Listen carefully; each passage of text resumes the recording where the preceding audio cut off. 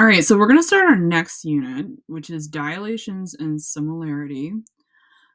We're going to start off this unit by talking about dilations. Now, what a dilation is, it is the fourth type of transformation. So we've learned reflections, rotations, translations. Now, all three of those are rigid motions because they don't change the size or shape of the object. However, with dilations, this is the only transformation that is not a rigid motion. Okay, so dilations, they change the size, but they keep the shape the same.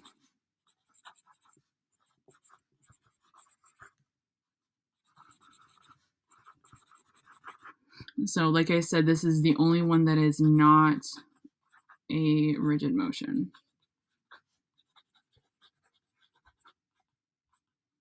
Okay, and that's an important thing to know. All right, so before we get into the rest of the lesson, I want to quickly go over some important vocab that you guys are going to see throughout this lesson and this unit. So the first one is scale factor.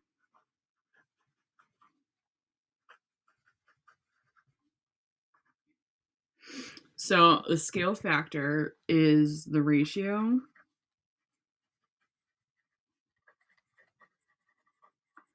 between the scale,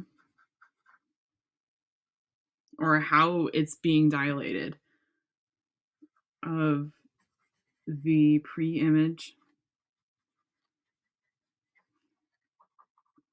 and the image. Okay. The next one is center of dilation.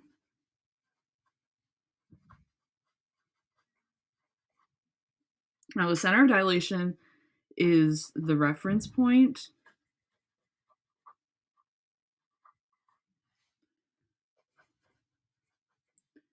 used to scale the dilation of a figure. So it's like say for blowing up a balloon, for example, the center of dilation, if you will, of a balloon would be like the hole that you put the air in to like blow the balloon up. Okay. It's like the center of rotation. The center of rotation is the point or where the image rotates about it. So the center of dilation is where the dilation, the reference point used to scale the dilation. Okay. Now we're going to throw it back to when we talked about transformations. You're going to hear me say pre-image and image. Now, just as a quick review, the pre-image is the object before the transformation, and the image is the object after the transformation.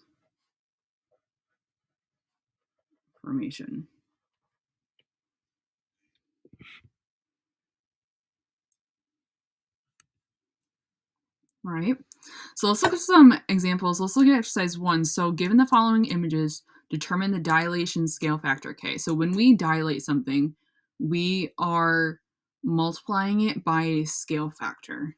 Okay, now our scale factor, and how we find our scale factor, is new divided by the old. So the new image, the length of the new image divided by the length of the old image gives you our scale factor. Okay. So let's look at the first part. So we have two images. So this is the new, this is the old, this is the new. So we want to figure out what the dilation scale factor that we multiplied to this one to get this one. Okay. Now we're going to have to measure this little one. So let's do that first. So this looks like it's 0.75 inches. Okay. And then this one looks like it's 1.5 inches. Now I want you to notice something as well. I am using their corresponding sides to kind of compare them. Okay, I'm only going to use corresponding sides, and this is going to be a very huge idea in this unit. All throughout this unit is corresponding sides. Okay, remember corresponding means the same position. All right, so let's find the scale factor. So scale factor, as we just talked about over there, is new divided by old. So our new length is 1.5 and our old length is 0.75. So 1.5 divided by 0.75 is 2. So our scale factor is just 2. So let's find our scale factor of the tree. Now this is old and this is new. Now don't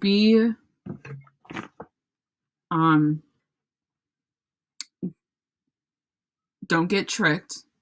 Sometimes your image can get smaller. It can get bigger, but it also can get smaller. So don't be tricked by thinking this is the new and this is the old just because of the size. This is the bigger one, this is the newer one.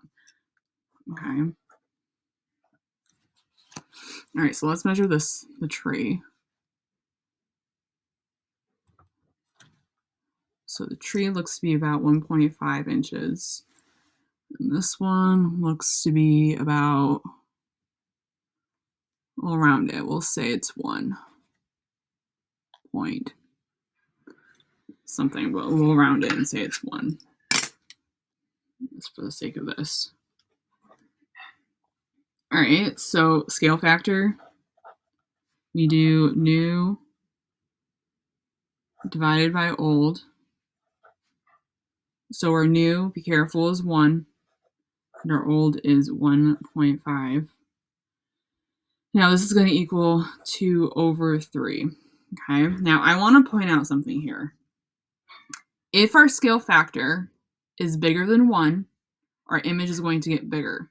So as you can see in A, our scale factor is 2, which is bigger than 1, so our image got bigger. Now in this one, our scale factor is less than 1. It's a fraction, so it's less than 1. So our image got smaller. Okay, so if our scale factor is greater than 1, our image is going to get bigger. If our scale factor is less than 1, it's going to get smaller. Okay. So that's just something to think about when you're doing these. I mean, not always is your scale factor going to be a fraction and going to be smaller than 1, but I'm just for this purpose. All right. All right, so let's kind of take a look at more specifically dilations, the definition of a dilation, and the properties of dilations. So a dilation D with a center at point C and a scale factor of K, where K must be positive, is a function that has its input a point in the plane A and has its output in an image point A prime. Okay, so when we talk about dilations, we always talk about a center and we always talk about a scale factor. Okay, so there's two things when we describe a dilation. We need to mention a center and we need to mention a scale factor. Just like a rotation, when we describe a rotation, we say the center, direction, and degree. Same thing with dilation. We say that we need to describe the center and we need to describe the scale factor. So there's two properties of dilations that are stated here. So let's take a look at them. So if A is the center of dilation, C, then, okay, so basically what the first thing's saying.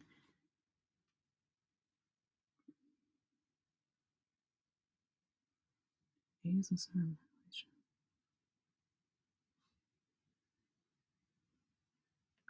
Okay, so the dilation does not move the center. So say if, this is worded really weird, but say I have this. I have this triangle here, okay?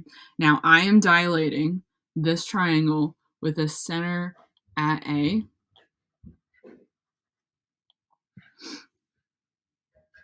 The fact that I'm dilating this triangle with a center at A does not change where the center is, okay? So if the center is on what is being dilated, the center just never moves, okay? So this is basically what this first part is talking about. Now the second part, if A is any other point and the image of A is A prime, then A prime is a point on the race set CA such that the length of CA prime is equal to the scale factor times the length of CA. Okay, so let's say, for example, I have C and A. Okay, now I dilate point A with a center at C to get A prime. Okay. Let's say the length of CA is 3, for example, and my scale factor is 2. The length of CA prime would be 6, because I'm essentially taking this length, I'm multiplying it by my scale factor to get the length to get A prime. A prime is 6 units away from our center. Okay, so this is basically what this is talking about. All right, so let's take a look at exercise 2. So you guys are going to need a compass for this. All right, so if C is the center of the dilation, we want to use our ruler to find the image of A after a dilation by a factor of 1, with a scale factor of 2, and a scale factor of 1/2. So we want to label the first image point A prime and the second A double prime. All right, so first of all, when we do a dilation, so essentially a dilation, when we dilate a point, we're kind of pushing it down like a path, if you will, from where the center is. Now the center is at C. So, and we want to dilate this point A. So let's take our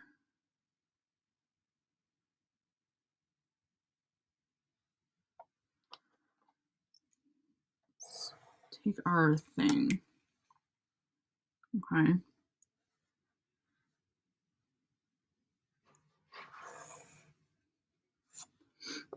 And actually, I lied. I think we're using a ruler for this. So grab your ruler instead. Now, this is the only case where we're going to use a ruler. Now, let's first measure the length of point A to C. So from the length of CA is 2. Okay.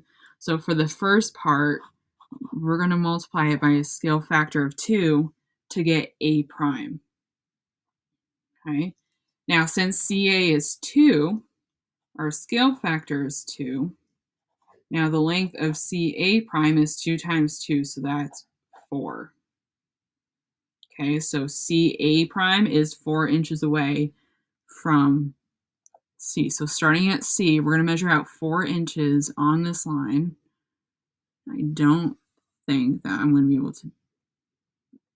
There we go. So here's A prime.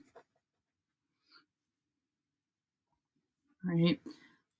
So kind of like we did up here, CA, they want us to write equations relating the length of all 3 of them. CA prime is twice the length of CA.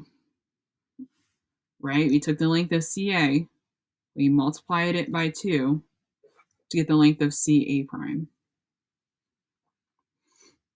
All right, now we want to find A double prime, and this time our scale factor is 1/2.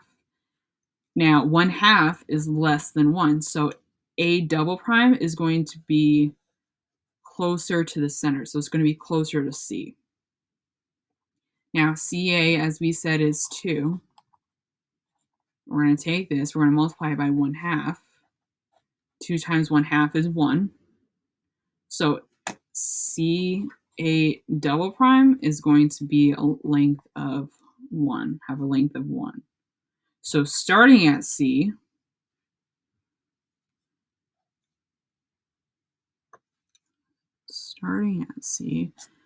this is where A double prime is. This is 1 inch away.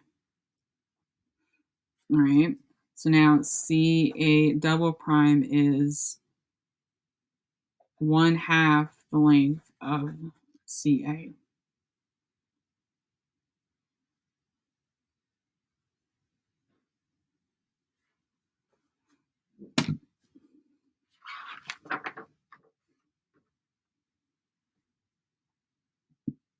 All right. All right, let's look at the next page. All right, so given triangle ABC shown below, we would like to dilate it using A as a center with a scale factor of 2. So we're going to use a straight edge and compass. Now, 100% of the time, when you guys are doing any type of constructions, dilations, whatever, you guys are using a compass. Now, we used a ruler in the last example, but that was like a rare time that you would use a ruler. Like I said, 100% of the time, especially on the regions, you guys are going to use a compass. You will get points taken off if you don't use a compass. Like I said, that was just like a rare case where we used a ruler instead of a compass. But for this one, you guys are going to need a compass. So what we're going to do, so we're going to dilate this triangle with a center at A. Now, A is not going to move. Remember, centers of the dilation stay the same. So what we're going to first do, starting at A, is we're going to draw a line starting at A and through point C, kind of extend that path, if you will. And we're going to do the same thing with B. So we're going to start at A, and we're going to extend the line down this way.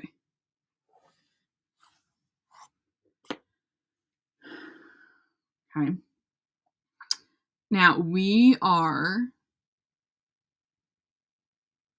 dilating it with a scale factor of 2. Now, when we like times something by 2, essentially what we are doing is we are doubling that length. So first thing we're going to do is we're going to measure out the length of AC. Okay.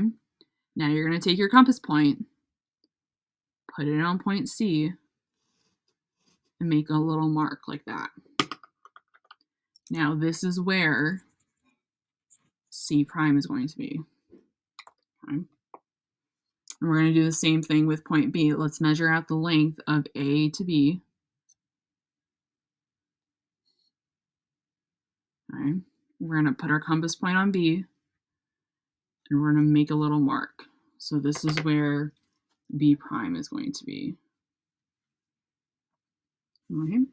So now we want to connect points B prime and C prime.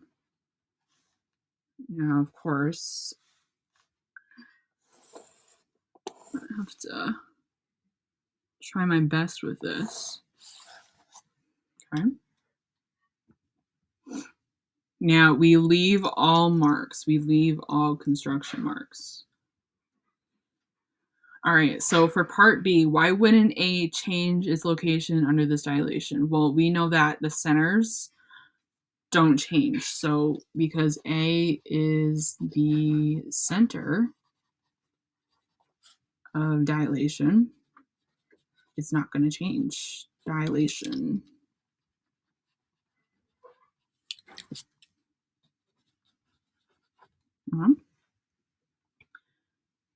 Now explain why any points along AC or AB will still lie on these lines after the dilation. Okay, so this is kind of like a property of dilation. So a dilation essentially maps a given point, so any given point,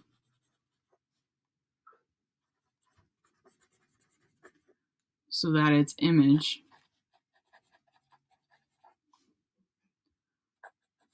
lies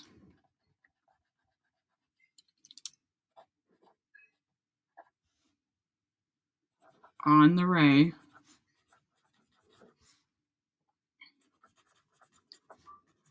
that connects the center of dilation with the original point. Okay, and kind of like I said about when we first started this, any point that's like along here, the center, think of like a balloon. Like if you blow up a balloon, when you blow up a balloon, you blow it up through that hole, right? And the whole entire balloon kind of goes like out in the same direction, right? It goes kind of in the opposite direction. Kind of think of it like that. Here's my center, and here's this point. If I am dilating this point, for example, it's just going to go along this path. It's going to go in the opposite direction. It's going to go straight, right? So that's kind of why any point on this line or this line will still end up on these lines after the dilation. All right, so D is the midpoint of BC. Find its image under the same dilation. So does it fall on B prime, C prime? Well, let's see. So we are going to do the same thing that we did with B and C. So first we're going to start at A. We're going to draw a line through point D.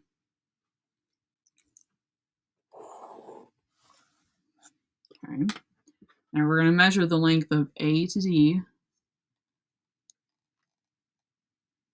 All right, and I'm going to make a little mark.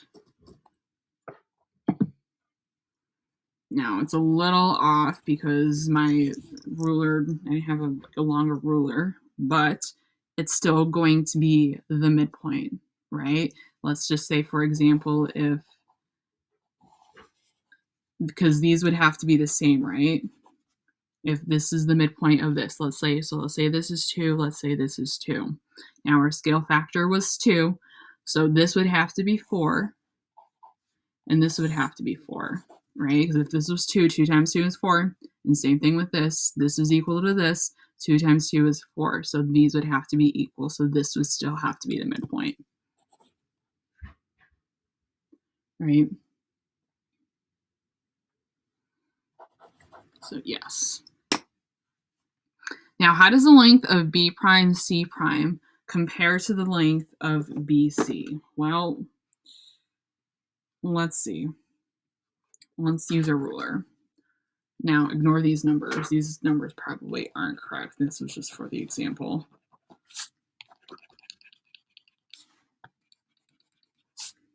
All right, so let's first measure the length of BC. So for the length of BC, I don't know, it's about, I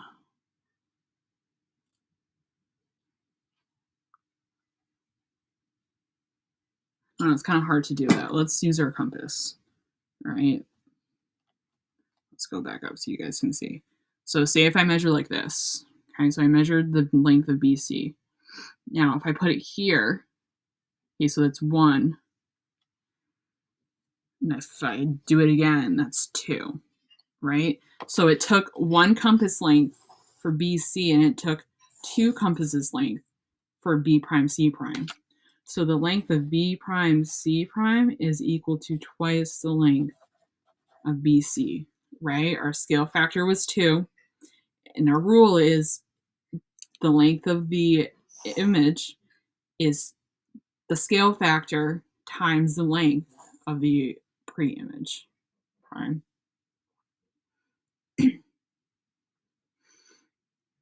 All right, so what else seems to be true about the segments BC and B prime C prime? Now, another property or idea of dilations is that it preserves its parallelism. Okay, so the image and pre-image are always going to be parallel to each other. So BC and B prime C prime are parallel to each other. Okay. And now these are kind of the properties, summing up the important properties of dilations. Nothing new that I haven't talked about, but let's just look at them just so we understand them.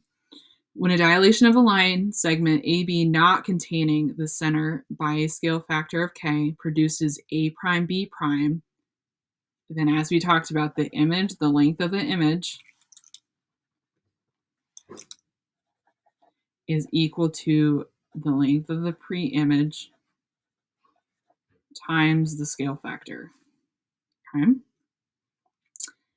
And now the image is parallel to the pre-image. So dilations preserve its parallelism. So they maintain they're parallel to each other. Basically, that does not change. All right. So that is dilations.